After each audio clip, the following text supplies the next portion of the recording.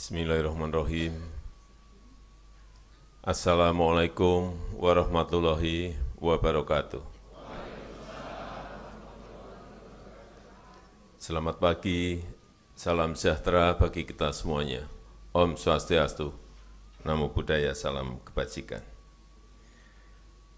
Yang saya hormati para Menteri Kabinet Indonesia Maju, yang saya hormati Ketua Umum Dewan Pengurus Korpri Nasional, Profesor Dr. Zudan Arif Fakrullah beserta seluruh jajaran, Ketua Umum dan Pengurus Korpri di Kementerian, Lembaga, Provinsi, Kabupaten dan Kota, dan segenap anggota Korpri yang saya hormati, yang saya banggakan, hadirin undangan yang berbahagia.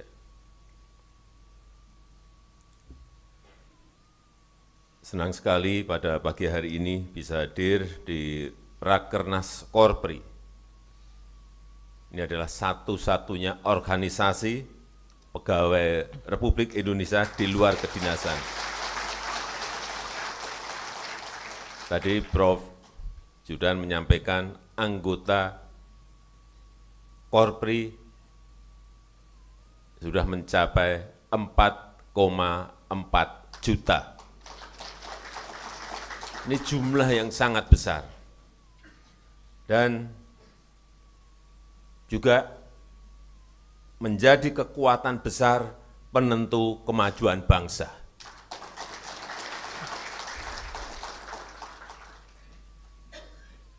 Partai boleh banyak, tapi yang melaksanakan, yang menentukan tetap Korpri.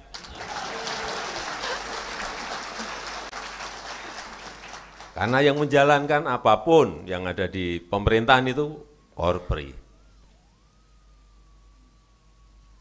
Jadi ibarat kendaraan, birokrasi ini mesinnya.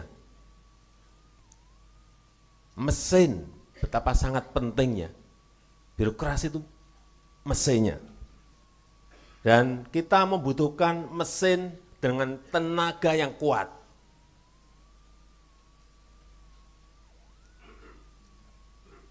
Yang efisien, yang tidak menyebabkan bensin itu boros,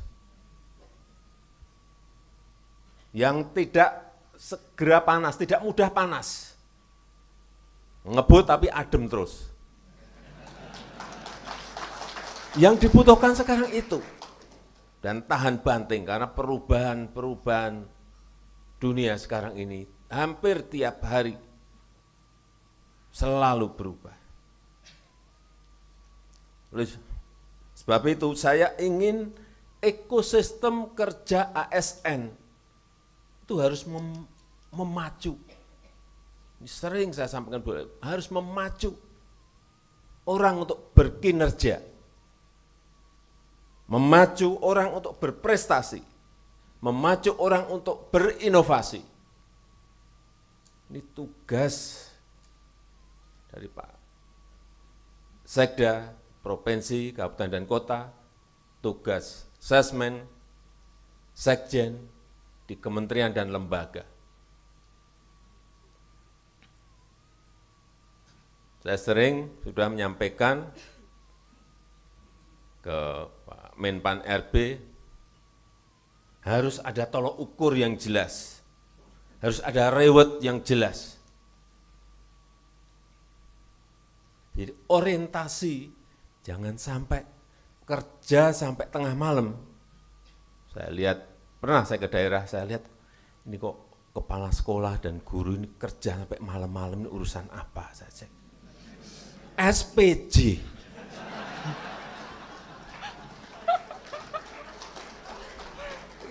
Bukan urusan menyiapkan, merencanakan kegiatan belajar mengajar, tapi urusannya SPJ. Oleh sebab itu saya balik ke sini, saya sampaikan ke Menteri Keuangan, Bu, ini sistem ini harus diperombak, harus dirubah, sehingga orientasi ASN kita tidak menyiapkan SPJ. SPJ itu wajib ya, tapi jangan sampai prosedur 43 step. Itu belum anaknya. Karena dari pusat 43, begitu sampai provinsi, begitu sampai kabupaten, bisa sampai kota, bisa menjadi 120-an. Beranak pinak. Benar enggak? Siapa yang bilang tidak benar, tunjuk jari. Saya beri sepeda. Karena kenyataannya seperti itu. Kenyataannya seperti itu. Ada sebuah sistem kita ini yang enggak benar. Mestinya. Birokrasi kita ini mestinya urusannya urusan yang penting, karena memang ini adalah mesin. Apa yang penting itu? Di setiap provinsi, kabupaten, dan kota, dan nasional. Pertama, pertumbuhan ekonomi. Harusnya ukurannya seperti itu. Sekda nggak bisa diangkat kalau dia tidak bisa misalnya menumbuhkan ekonomi di sebuah kabupaten 6, ukurannya gitu.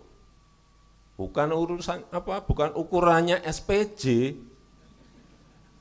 Repot kalau seperti itu, kejebak ke dalam sistem seperti itu. Ukurannya lagi apa? Inflasi. Kepala dinas yang berhubungan dengan inflasi apa? Kalau inflasi tidak bisa di bawah 3, berarti nggak kerja. 3, kemiskinan. Ini yang dibutuhkan memang itu. Bukan kejebak pada rutinitas harian yang SPJ, prosedur. Itu Pak Menpan harus dirumuskan setelah undang-undang ASN jadi. Sehingga kita berubah betul. Karena dunia sekarang ini perubahannya sangat cepat sekali. Saya terakhir di G20 di India, ada 6 negara menyampaikan dan khawatir sekali dengan yang namanya AI. Artificial Intelligence. Sekarang sudah muncul lagi generatif Artificial Intelligence. Apa yang ditakutkan? Teknologinya ini sudah melesat maju, regulasinya belum siap. Belum ada. Sudah kemana-mana. Mestinya teknologi muncul, regulasinya disiapkan oleh birokrasi kita. Setiap muncul, siapkan. Kalau enggak siap, yang kena nanti seperti yang baru saja kejadian. TikTok Soft.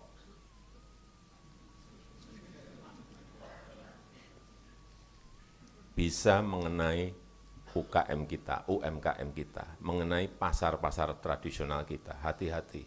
E-commerce ini hati-hati. Bisa sangat baik kalau regulasinya mendukung, bisa menjadi sangat tidak baik kalau regulasinya tidak memberikan backup.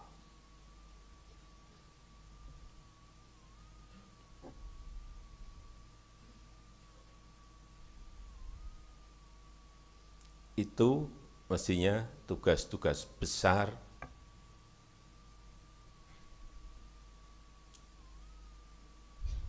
birokrasi kita, ASN kita. Harus dirubah orientasinya.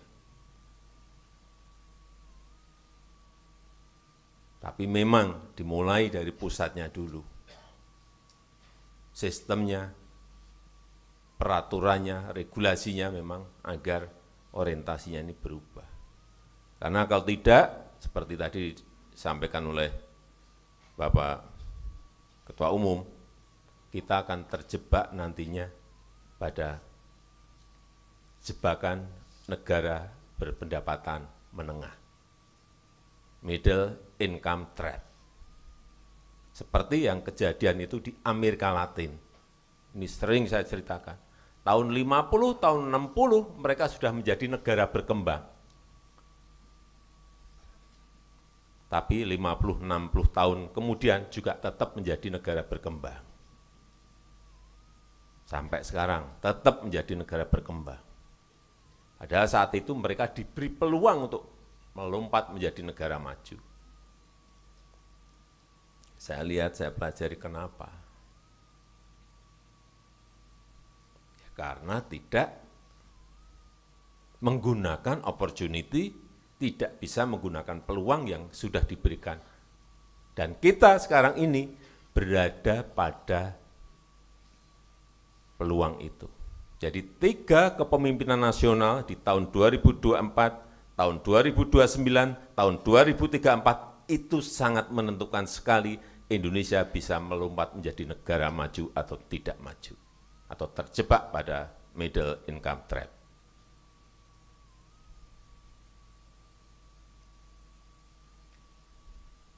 Ini yang sangat penting untuk menjadi pemikiran kita bersama. Begitu kita tidak bisa memanfaatkan peluang di 3 periode kepemimpinan ini, ya kita akan tetap menjadi negara berkembang. Kalau kita tidak bisa merubah sistem yang ada, menjadi lebih cepat, menjadi lebih baik, menjadi lebih efisien, ya kita akan terjebak kepada middle income trap. Padahal peluangnya besar sekali. Bonus demografi akan muncul nanti di tahun 30-an. Yang kedua, sumber daya alam kita ini pas. Pas kita memiliki reserve nikel yang besar, pas ada yang namanya mobil listrik. Tapi kesempatan itu hanya muncul biasanya dalam satu peradaban sebuah negara, itu hanya sekali. Dan disampaikan kepada saya dari World Bank, dari OECD, dari IMF, dari McKinsey, semuanya menyampaikan, Presiden Jokowi, hati-hati, Indonesia memiliki peluang besar untuk melompat. Tapi kalau ditangani dengan cara yang keliru, rutinitas, monoton, mohon maaf, negara Anda akan terjebak pada negara berpendapatan menengah terus, seperti yang terjadi di Amerika Latin. Ini yang kita nggak mau. Oleh sebab itu, karakter ASN harus berubah. Jangan monoton, jangan terpaku rutinitas. Harus inovatif, harus adaptif terhadap perubahan yang ada.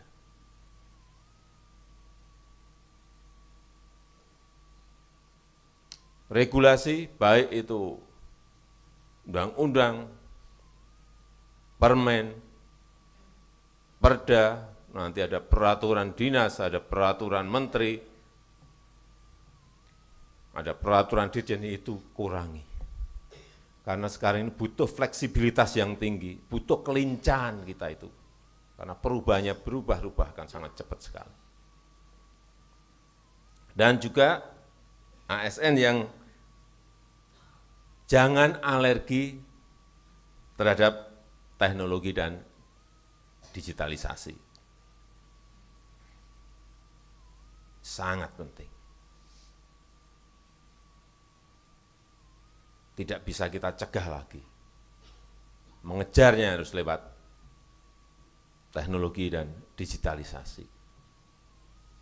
Karakter itu yang menurut saya harus terus disampaikan kepada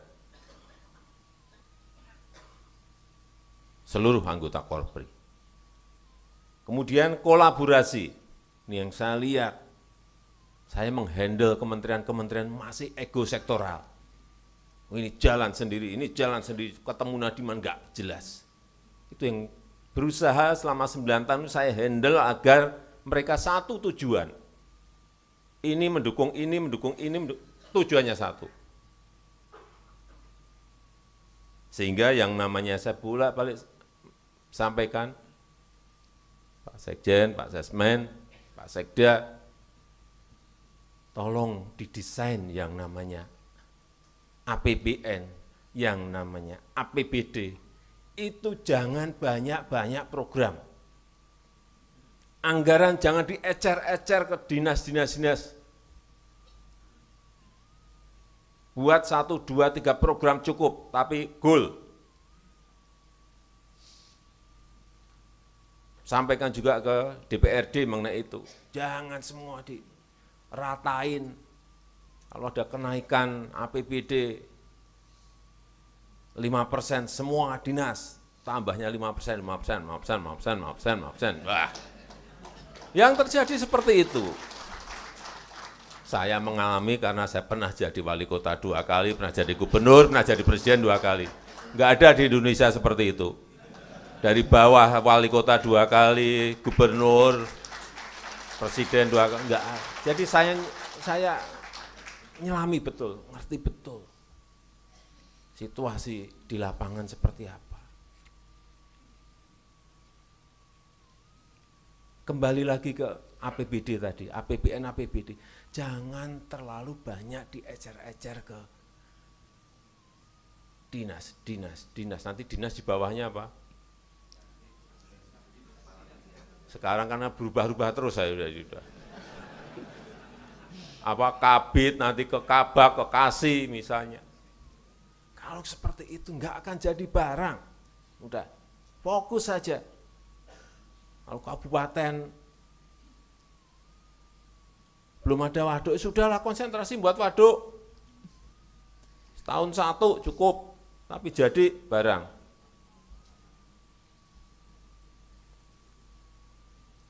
Atau buat embung, nggak apa-apa, 10 embung tapi jadi barang. Tidak semua diratain, semua dinas. Tambahan anggarannya sama 5%, ada kenaikan anggaran semuanya 5%. Ada prioritas dong. Mana yang harus didahulukan? Mana yang menjadi skala prioritas kita?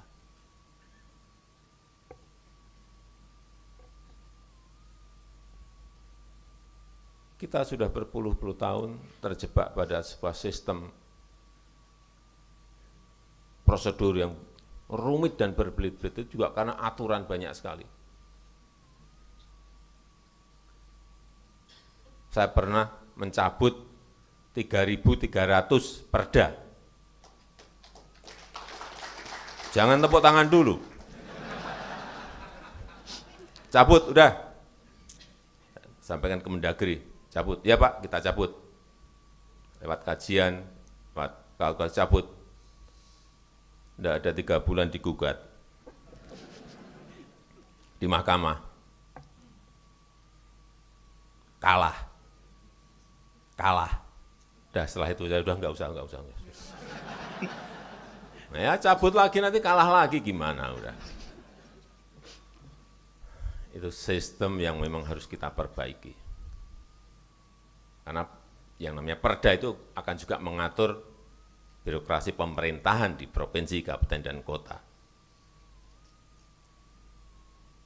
Yang kedua, saya ingin titip mengenai percepatan realisasi belanja produk dalam negeri. Hati-hati mengenai ini. Jangan sampai uang pendapatan yang kita kumpulkan dari pajak, dari restribusi, dari penerimaan negara bukan pajak, dari royalti, dari dividen di BUMN, dari biaya ekspor, dari PPN, PPH badan, PPH karyawan, dikumpulkan, sangat sulit mengumpulkan itu.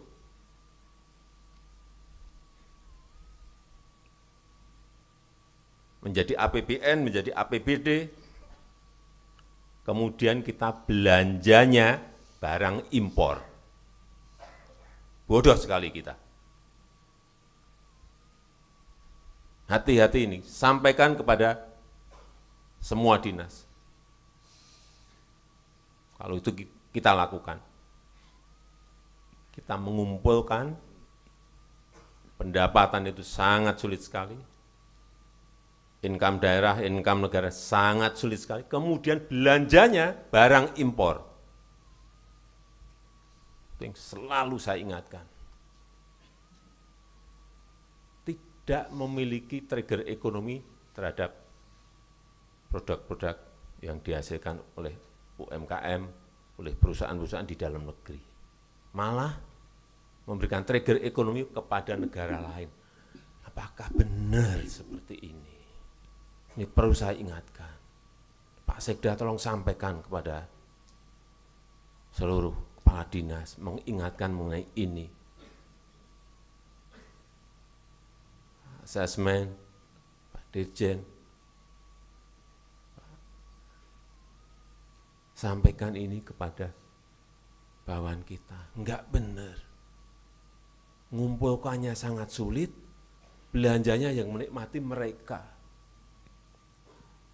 Sedih saya kalau saya mengingatkan bolak-balik, tapi belum berhasil. Mungkin, saya masih menyampaikan mungkin, kalau Bapak Ibu sekalian, sebagai bos-bosnya Korpri, di pusat maupun di daerah, menyampaikan mungkin malah lebih kena.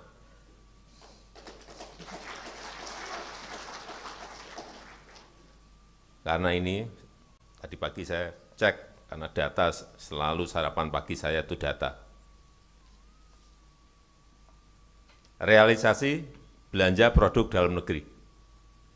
APBN itu baru 69%. 69%. APBD lebih rendah lagi, 56%. Nggak tahu yang dibeli ini apa, kok baru 56%. Realisasi belanja produk dalam negeri. Kita pantau terus, sekarang ini udah gampang sekali dengan adanya digital ini. BUMN 46%. Gimana kita mau menggerakkan UMKM kita, akan menggerakkan ekonomi kita kalau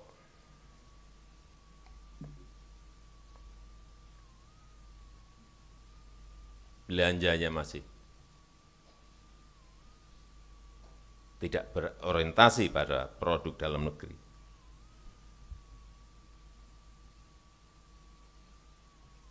Yang terakhir mengenai IKN yang berkaitan dengan perpindahan. Artinya, Bapak Ibu sekalian,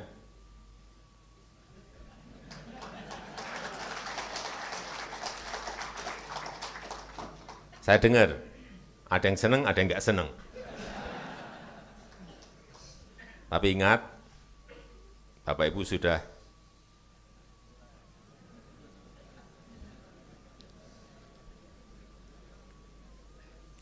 Bapak Ibu sekalian, kita ini memiliki 17.000 pulau.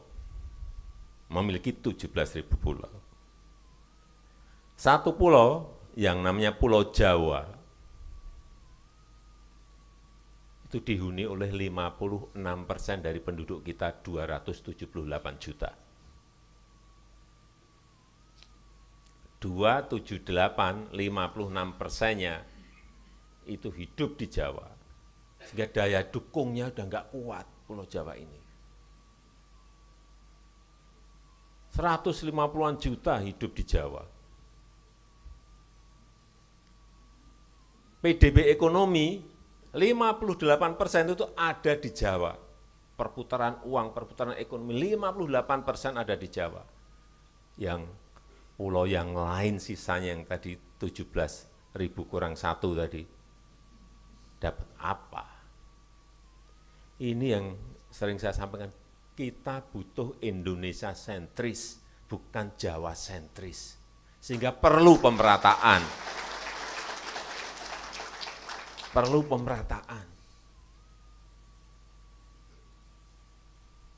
Apalagi Jakarta. Jawa saja sudah seperti itu, apalagi Jakarta. Begitu sangat padatnya, begitu sangat kompleks permasalahannya. Karena bisnis ada di sini, ekonomi ada di sini, pendidikan ada di sini, pariwisata ada di sini. semua ada di Jakarta. Sehingga perlu digeser agar Indonesia sentris, pindah ke Kalimantan Timur, ke Nusantara. Tapi untuk memulainya di sana perlu yang namanya ASN pindah. Ini adalah masa depan baru dan sudah disiapkan insentif. Kalau nggak ada ini alot pasti. Tapi kalau ada insentif kan beda. Rumah dinas juga ada rumah tapak maupun rumah apartemen. Biaya pindah juga diberikan suami istri plus anak. Ada tunjangan kemahalan dan fasilitas-fasilitas lainnya.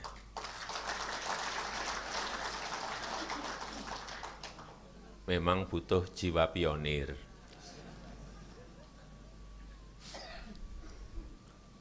Dulu ditempatkan di luar Jawa saat zaman-zaman dulu kan juga biasa saja. Sekarang kok jadi agak rumit gitu. Kelihatannya kok agak rumit gitu saya lihat. Tapi kalau nanti sudah ditunjuk bapak pindah, ibu pindah. Moga-moga semuanya selesai.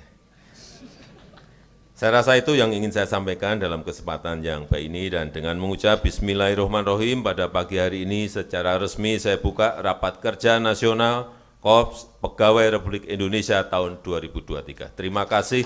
Wassalamualaikum warahmatullahi wabarakatuh. Mohon berkenan mendampingi ke atas panggung Menko PMK, Mendagri, Menpan RB, Sekretaris Kabinet, Ketua Umum Korpri, dan PJ Gubernur DKI Jakarta.